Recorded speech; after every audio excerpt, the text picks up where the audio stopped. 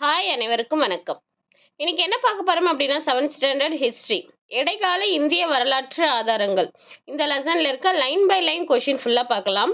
நீங்க ஒன்ஸ் புக்கை ஃபுல்லா படிச்சுட்டு இந்த கொஷின் உங்களோட ரிவிஷனுக்கு யூஸ் பண்ணிக்கிட்டீங்க அப்படின்னா கண்டிப்பா இந்த கொஷின்ஸ் எல்லாமே உங்களோட எக்ஸாமுக்கு ரொம்ப ஹெல்ப்ஃபுல்லா இருக்கும்.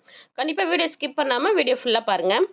ஃபர்ஸ்ட் கொஷின், இந்திய வரலாற்றில் கிபி 700 முதல் 1200 வரையிலான காலப்பகுதி எப்படி அழைக்கப்படுகின்றன? தொடக்க இடைக்கால இந்திய வரலாறு. சான்றுகள் எத்தனை வகைப்படும்? சான்றுகள் 2 வகைப்படும். முதல் நிலை சான்றுக்கான எடுத்துக்காட்டு நினைவு சின்னங்கள். இரண்டாம் நிலை சான்றுக்கான எடுத்துக்காட்டு கால வரிசையிலான நிகழ்வு பதிவுகள். அடுத்த கொஸ்டின் நம்பர் 5. பாறைகள், கற்கள், கோவில் சுவர்கள், உலோகங்கள் ஆகியவற்றில் கடினமான மேற்பரப்பின் மேல் பொறிக்கப்படும் எழுத்துக்களின் பெயர் எது? ஆன்சர் பொறிப்புக்கள். அரசர் பிறப்பித்த பேராணைகள் போரில் பெற்ற வெற்றிகளின் நினைவாகவும் போரில் மடிந்த வீரர்களின் நினைவாகவும் எழுப்பப்பட்டவைகள் எந்த சான்றின் அடிப்படையில் வரும்? ஆன்சர் நினைவு சின்னங்கள். அடுத்த கொஸ்டின் நம்பர் 7. கொடைகள் வழங்கப்பட்டதை குறிக்கும் சட்டப்பூர்வமான ஆவணம் செப்பு பட்டயங்கள். அடுத்த கொஸ்டின் நம்பர் 8. 13ஆம் நூற்றாண்டில் எதற்கு மாற்றாக பனை ஓலைகளும் காகிதமும் பயன்பாட்டுக்கு வந்தன? செப்பு பட்டயங்கள். பிற்கால சோழர்கள் காலத்தில் கிராமங்கள் எவ்வாறு நிர்வகிக்கப்பட்டன என்பதை குறித்த விவரங்கள் தெரிவிக்க பயன்படும் சான்று உத்திரமேரூர் கல்வெட்டு. பிராமணர் அல்லாத உடைமையாளரின் சொந்தமான நிலங்கள் எந்த வகை கொடையை சாரும்? வேளாண் வகை. அடுத்த கொஸ்டின் நம்பர் 11. பிராமணருக்கு கொடையாக வழங்கப்பட்ட நிலங்கள் எவ்வகையான நிலக்கொடையாகும்? பிரம்மதேயம். கல்வி நிலையங்களை பராமரிப்பதற்காக வழங்கப்பட்ட நிலங்கள் சாலபோகம். கோவில்களுக்கு கொடையாக வழங்கப்பட்ட நிலக்கொடையின் பெயர் தேவதானம். அடுத்த கொஸ்டின் நம்பர் 14. எந்த நிலக்கொடை பள்ளி சந்தம் என பெயர் பெறுகிறது? சமண சமய நிறுவனங்களுக்கு கொடையாக அளிக்கப்பட்ட நிலங்கள். கோவில்கள், அரண்மனைகள், மசூதிகள், கல்லறைகள், கோட்டைகள், கோபுரங்கள், ஸ்தூபிகள் ஆகியவை எந்த வகையை சார்ந்தவை? ஆன்சர் நினைவு சின்னங்கள். அடுத்த கொஸ்டின் நம்பர் 16. வளைவுகள், ஒடுங்கிய வடிவு கோபுரங்கள், குவி மாடங்கள் ஆகியவை புது வகை கட்டிடக்கலையை அறிமுகம் செய்தவர்கள் யார்? ஆன்சர் டெல்லி சுல்தான்கள். வட இந்தியாவில் சமயத்தை மையமாக கொண்ட பண்பாட்டின் பரிணாம வளர்ச்சியை புரிந்து கொள்ள உதவும் சான்று கொனார்க், ஒடிசா. அடுத்து பார்த்தீங்கன்னா கொஸ்டின் நம்பர் 18. 15ஆம் நூற்றாண்டில் ஹம்பியில் உள்ள வித்தாலா, விருபாக்ஷா கோவில்கள் எந்த அரசர்களின் பங்களிப்பை பறைசாற்றுகின்றன? விஜயநகர அரசர்கள். இடைக்காலத்தை சேர்ந்த முக்கிய மசூதிகளில் எது ஹைதராபாத்தில் அமைந்துள்ளது? இடைக்காலத்தை சேர்ந்த முக்கிய மசூதிகளில் எது ஹைதராபாத்தில் அமைந்துள்ளது? ஆன்சர் சார்மினார்.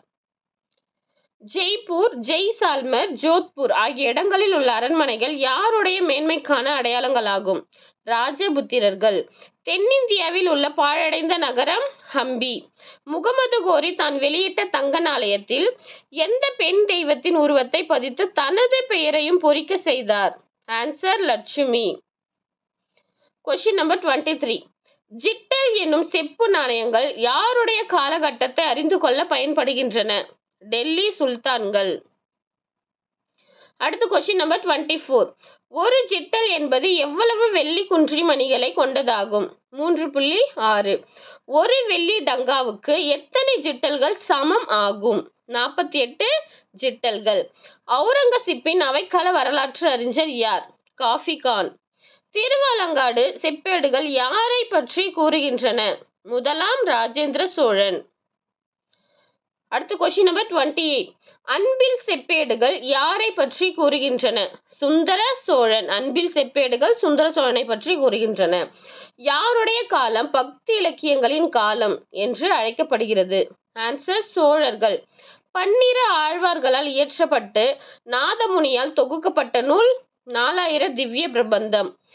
எந்த இலக்கியம் விஜயநகர பேரரசுடன் தொடர்புடைய நிகழ்வுகளை அறிய பயன்படுகிறது? மதுரா விஜயம் மற்றும் அமுக்தமால்யா. அடுத்த கொஸ்டின் நம்பர் 32.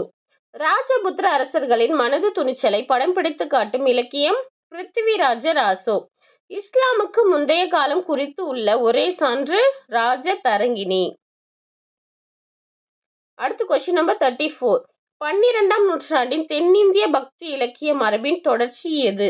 கீத கோவிந்தம் அப்பர், சம்பந்தர், சுந்தரர் ஆகியோரால் இயற்றப்பட்டு நம்பியாண்டார் நம்பியால் தொகுக்கப்பட்ட பக்தி இலக்கியம் எது?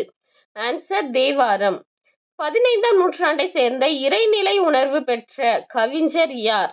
ஆன்சர் கபீர்தாஸ். அடுத்த கொஸ்டின் நம்பர் 37. கீத கோவிந்தம் ஆசிரியர் ஜெயதேவர். அடிமை வம்சத்தை சேர்ந்த சுல்தான் நஸ்ருதீன் மாமுதுவால் ஆதரிக்கப்பட்ட மன்கஜ் உஸ் சிராஜ் என்பவர் எழுதிய நூல் எது? தபகத் இ நசிரி. எந்த நூலின் சுருக்க உரை முகமது கோரியின் படையெடுப்பில் தொடங்கி கிபி 1260 வரையிலான நிகழ்வுகள் குறித்த செய்தியை கூறுகின்றன? தபகத் இ நசிரி. அடுத்த கொஸ்டின் நம்பர் 40. தாஜ் உல் மாஅசிர் என்னும் நூலை எழுதியவர் யார்? ஹாசன் நிஜாமீன்.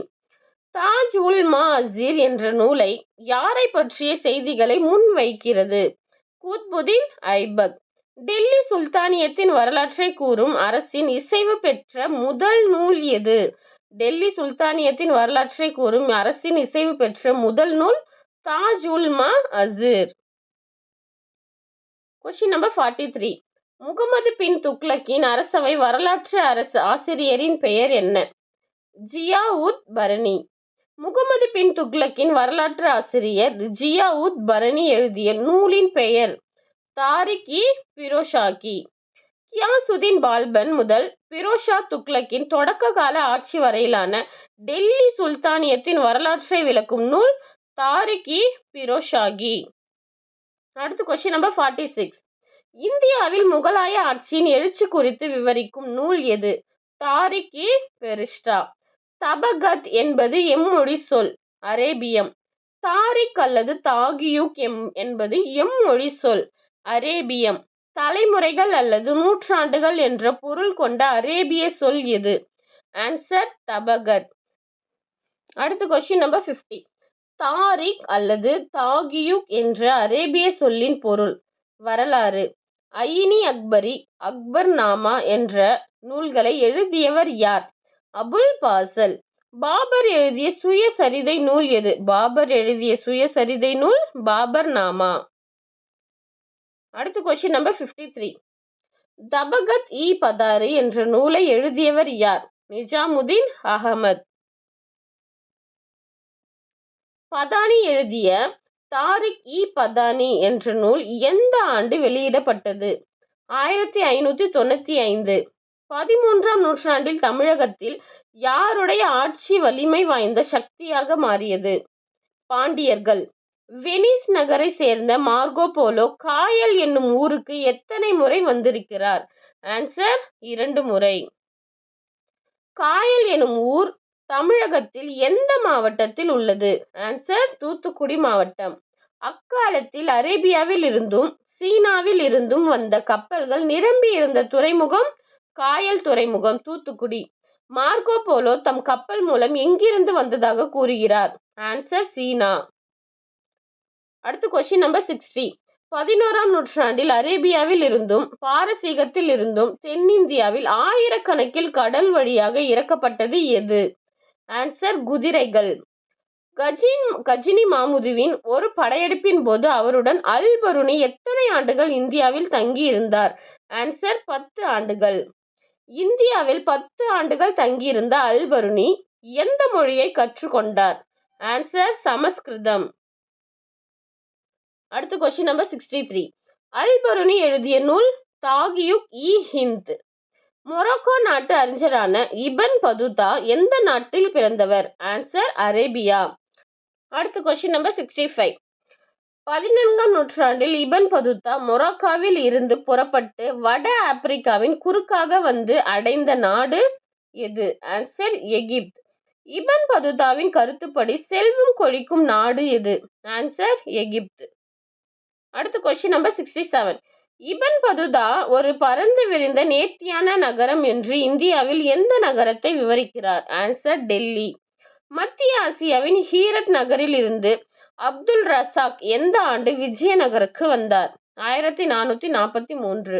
டங்கா என்னும் வெள்ளி நாணயத்தை அறிமுகம் செய்தவர் இல்துமிஷ். டங்கா என்னும் வெள்ளி நாணயத்தை அறிமுகம் செய்தவர் இல்துமிஷ். அடுத்து கொஸ்டின் நம்பர் 70.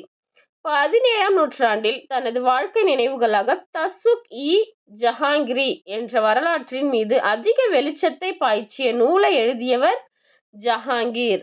இபன் பதுதா பயண நூல் எது? இபன் பதுதாவின் பயண நூல் ரிக்லா பயணங்கள். அடுத்து லாஸ்ட் கொஷின் நம்பர் 72. இந்தியாவின் சாதி குறித்தும் உடன்கட்டை ஏறுதல் பற்றியும் கூறியவர் இபன் பதுதா. ஓகே, இன்னைக்கு பார்த்த கொஷின்ஸ் உங்களோட எக்ஸாம் ரிவிஷனுக்கு ரொம்ப யூஸ்ஃபுல்லாக இருக்கும். இந்த மாதிரி நிறைய கொஷின் வேணும்னு நினச்சிங்கன்னா கண்டிப்பாக நம்ம சேனலை சப்ஸ்கிரைப் பண்ணிக்கோங்க. அப்போ தான் நம்ம போடுற வீடியோஸ் உங்களுக்கு உடனுக்குடனே கிடைக்கும். தேங்க்யூ.